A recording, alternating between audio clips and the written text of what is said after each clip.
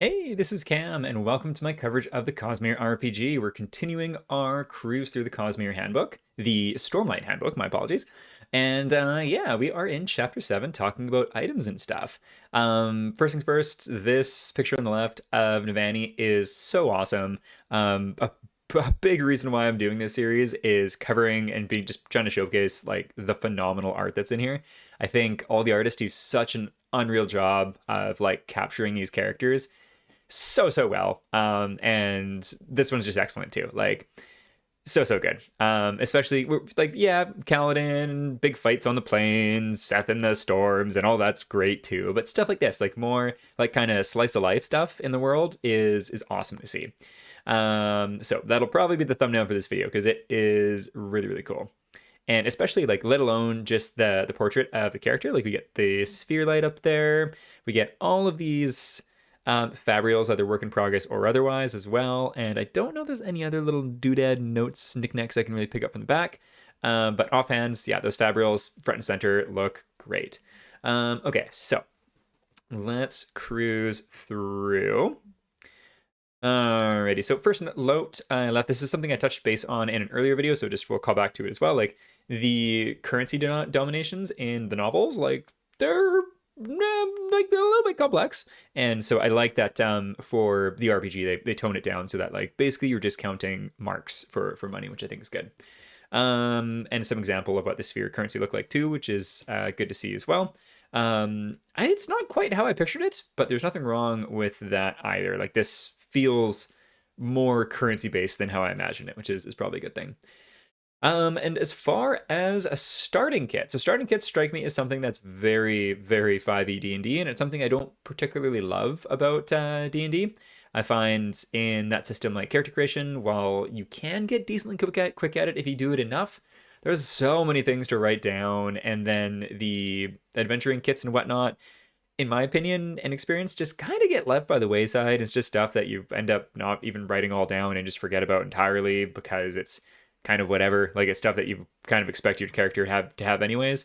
And I'm definitely more pro the games that just go the route of your character is an expert in this and such fields. They're expected to have the things that that character is expected to have. That's more my personal take on it. Some people trying to make use and make specific use of whatever limited materials they have might feel otherwise. One plus for how the Cosmere RPG has done it though is tying.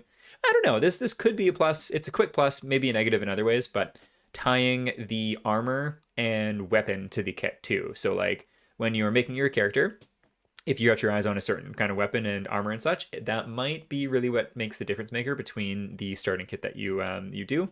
But again, I don't know. That just feels kind of restrictive as well. So mixed feelings. I'm not personally huge on starter kits. Like I feel like in my personal opinion, I think if it was to say like these are some things that a character of your background, of your academic background, would be considered to have on them, I think something like that might be my personal preference at least. But onwards we go. So let's cruise on down. Weapon traits. So I touched base in a previous video too about my opinion of ranged weapons, feeling that they've kind of gotten the short end of the stick. There's a great comment talking about how in play, like flights applying to other characters or NPCs in addition to your PC who can fly was really prevalent, and so that's part of the reason why there's disadvantage on ranged weapons when you're flying, which I can see that. It definitely doesn't really feel like a great like in-world reason, but obviously this is a game, and sometimes you need to codify specific things to make the game more balanced, which is fair. One thing I still don't really like is having disadvantage on range attacks when you're shooting at somebody who's in combat with your buddy. Like from a theme point of view, yeah, I get it. People are wrestling and fighting and moving along. But in the novel series, which I would say is definitely a pretty heroic series, and this RPG seems to really, again, kind of being 5e adjacent, like a very heroic style of game, it doesn't feel very heroic to have a chance to shoot your buddy in the back without it having like any narrative stakes. And I'll touch on something else a little bit later, which kind of fits that vein. But yeah, that's my thought. Like having the chance to hit your buddy in the back just in a ho hum random encounter doesn't feel good in my opinion. Like if it was a big boss fight and the stakes were raised, pardon the pun on the terminology that's used in the game there, like that feels a little bit more appropriate, but just not my personal cup of tea in general. But I thought they did change it. Let me look at it. Yeah, so you risk raising your ally. Like, that just doesn't feel good. It's lighter than what it was in playtest, so I'm glad that they did switch it up from what it was before. But yeah, don't love that personally, and when I do get to run a game of this in the future, I don't think I'm gonna play with that rule. We might try it just to see rules as written, but if we don't like it, I don't think it's something that I would run. Dangerous. Dangerous is the other one I was gonna mention. So the GM can spend a complication from an attack with this weapon to cause you to accidentally graze an ally within this weapon's reach or range. So same idea here. And like, I guess it is kind of like all about how you flavor it too. Like, let's say you're swinging a shard blade and you don't have the expertise in it yet, and you graze your buddy. Like, it's a big giant weapon, and I'm sure you could flavor it as like, oh, clumsy McGee here smacks his buddy. Like, it doesn't need to be that. But ultimately, it just, again, it doesn't feel very heroic, and it, like, yeah, I don't love it. But onwards we go. This is freaking great, though. Again, phenomenal use of the double page spread here. I think whoever did the layout for this book, one Herculean effort and extremely well done also. All of the art for the weapons here are also on item cards you can get for the game too, which is just really, really neat. And just, I love that they included all these as well. So we have some really clear visual representations of what seemingly normal mundane weapons look like on Roshar. It's not just your usual D&D fare. Like, it's some really, really cool stuff. So I like that they included that for sure. One note here. So we'll cruise. Yeah, well, we'll say it here too. So yeah, I'll mention it now. So Radiant Shard Blades, which are really, really cool, can be any melee weapon that isn't special. So any of these weapons from either table here, you can have your Radiant Shard Blade transform into any of these. One thing to note is it specifically says, let's scroll down and take a looky-loo. Just a beautiful picture of a Shard Blade there also. Down here, was it in this one here? Choosing any non-special melee weapon. Yes. So in my personal opinion, I think it would be fine, and I think it would be pretty fun to have Radiant Shard range weapons.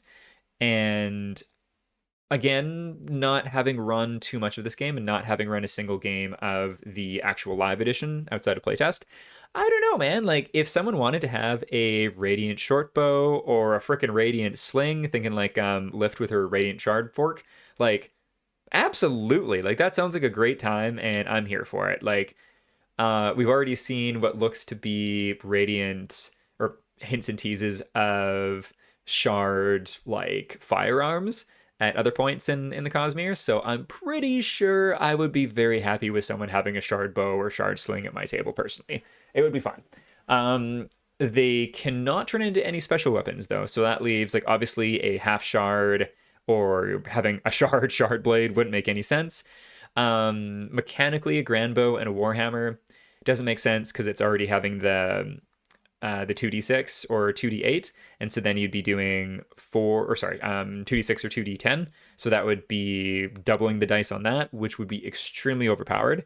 In my opinion, I think if you wanted to flavor a mace as an oversized weapon and just have it do less damage on the dice, I think that would be totally fine. But I do understand why, just given the mechanics of the game in this case, they aren't letting you do a shard warhammer or shard grand bow. Flavor-wise, I think it'd be totally fine. Just the mechanics of the damage dice would not. So that makes sense. And I'd be curious if anyone has any thoughts, if there are any mechanical reasons why not to have any shard range weapons. I don't know if I would do shard related ammo or not. I don't know. But yeah, the weapons themselves I think would be totally fine. And a lot of fun to play too, in my opinion. But anyways, onwards we go. One interesting thing, I'd be curious about this. So unarmed attacks, was this just strength or was it anything else? Yeah, so based on your strength score.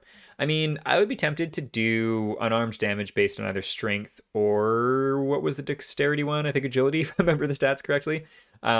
Just because, like, someone who's more lithe and quick, whatever the pronunciation is there, I think it'd still be pretty in your face. Like, kind of the equivalent of, again, the usual go-to of comparing to D&D. Like someone who's a dexterity-based ranger versus a strength-based fighter, like they should both be able to have some moves up close. And so, again, doing little house rule things, I think using agility would be fine here, in my opinion, too. But it is cool to, again, have everything codified. Here's another really thick, chunky shard blade, which looks very, very neat. Yeah, on the whole, though, I think they've done the shard blades and radiant shard blades as a difference, like mechanically, really, really well. Like just doubling the dice for whatever weapon you're doing, like that's sweet. Objectively, rolling a big old d12 is a lot of fun, but rolling 2d6 is a better average. And so, yeah, stuff like that is cool. I like it. And then again, comparing this to the stats for Nightblood, Nightblood is insane. Nightblood is a freaking monster. Little call out here too. This is an Edge Dancer in Silver Shard Plate, which looks really, really neat. And onwards we go. All right, what did we have here? So dangerous. What was dangerous? GM can spend a complication that you gain while wearing this armor to cause your uncontrolled motion to injure an ally within 5 feet of you, dealing 2d6 impact damage. So same idea there. Like it's not necessarily fun, and I'm curious how long it would be around for. Technically speaking, I guess it would be up to GM and the character as well, because they could seek out trying to get the expert trait in whatever armor has dangerous to get rid of it. Or you could be generous as a GM and grant it to them at some point too. So like maybe the first couple of times using the trait could come into play as your character is learning to master it. Like thematically, that makes sense. But again, it's just not really a fun rule. And I'm personally not one in my games to be like, you must train for weeks at a time to master this thing. Especially with my group, because we only get to play about like once a month or so. So thematically sounds, I don't personally love that kind of thing though. But again, seeing all of the illustrations of the armor, really, really cool. So uniform, leather, chain, breastplate, half plate, and full plate. Very, very neat. And not to be left out of the mix, we have, I think this is just a figure in shard plate. However, it looks a lot like the shard plate that we see Adeline wearing on, I think, the cover of this book, if I remember correctly too. So perhaps Adeline, perhaps not. Let's see. So shard plate is done using charges. So this has also been tweaked since the playtest. And I think they've done it as well as they possibly could, in my opinion. So we'll read the charge system. So Shardplate uses charges. It reinforces itself using Stormlight from its gems. An average set of Shardplate has 4 charges, though special sets might have more. Before you take damage while wearing Shardplate, you can expend a charge to increase your deflect value against that damage by 10. While the armor has at least 1 charge, it is invested. When the armor runs out of charges, it no longer functions correctly until recharged. Until recharge, it gains Cumbersome 6 trait, and it loses the enhanced attributes and invested ability protection traits. So yeah, really, really, really powerful until it's super busted. And then it's really, really heavy. And unless you are the strongest individual in the world, you are hooped. Little thing here too, basically just saying that anything shard related, so even Rhyshadium, shard blades and shard plates, soulcasters and all that kind of stuff, none of that can be bought. It's all got to be rewards as part of like leveling up, which I like that they state that. This piece of art too, it doesn't specifically say who these Radiants are, but it gives me vibes from one of Dalinar's visions early on in the novel, or in the novel series, when there's the Windrunner who I think is not helmed, and then the other one that is, and they come on down to save the village from the Midnight Essence. I kind of think it might be these two, or that might be the inspiration for this picture at least. Onwards we go. So a whole bunch of goodies here, just kind of random common knickknacks and such. So good stuff if you're ever interested in these things as a player, or more so maybe for the GM. I do like that they have the various alcohols though. That's fun. With Horn Eater White is off the menu.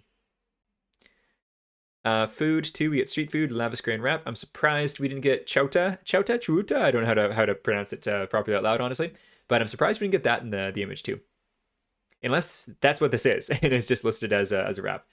Onwards we go. Also, too, just as a comment on the item art, let's see, who did the item art? Vincent Durant. Freaking phenomenal job on the item art. Like, something about it is just so, like, alive and vivid. I really, really like it. Travel, you know, your boy loves the Charles. Very, very cool. More items and stuff here, and this is getting into Fabrials, so I'm kind of tempted at some point to do a video dedicated to making Fabrials, because it's a surprisingly complex and thought out system. Like there's crafting in general, which is cool and also thought out, but the unique fabrials that you can make as an artifabrian or could purchase from one too, I assume, are really, really cool. And I kind of really want to play some sort of artifabrian assassin character. I think it'd be so much fun. Okay, so once again, fabrials, very neat. Onwards we go. Getting some more fabrials here too. Span raids, very, very cool. Common item crafting. So yeah, this is just an example of you can make any sort of mundane gear if you have the skills for it and such. So like weapon crafting, for example. Item crafting test, depending on the test results, you can have just normal stuff. You can have something that's going to break or have drawbacks, which are again are like based on some random tables that you can roll on, or upgrades too. So fun stuff there. Kind of reminds me of like Helliana's Guide to Monster Hunting by not Meg by Loot Tavern, where they've got like various kind of tiers of things that you can make and random tables to roll in based on it too. So similar vibe there. So here are some of the tables of upgrades and drawbacks. I like how they did this too, where it's basically in the same table, just side by side. So upgrade, you salvage enough materials and scraps to make something else. The item you just crafted has no material cost. So basically making something for free, or the process requires far more materials than expected. The item costs twice as much to create. So just a couple examples there. Alrighty, so fabrials. Let's just take a quick look here. So again, I'm just going to cover this very, very loosely because the idea is basically similar. Like you're able to make tests as long as you have all the right materials, and you can craft some really cool fabrials. Some of the specifics with the unique ones are you're going to need some like unique things to craft them, and so you can kind of turn that into like a bit of a narrative arc for your characters. You're going around trying to either purchase, maybe not purchase, you might not be able to, or track down materials by working for people and doing different things. So neat stuff there. And it also gives like a price breakdown too. So maybe you can go and buy stuff if you want to.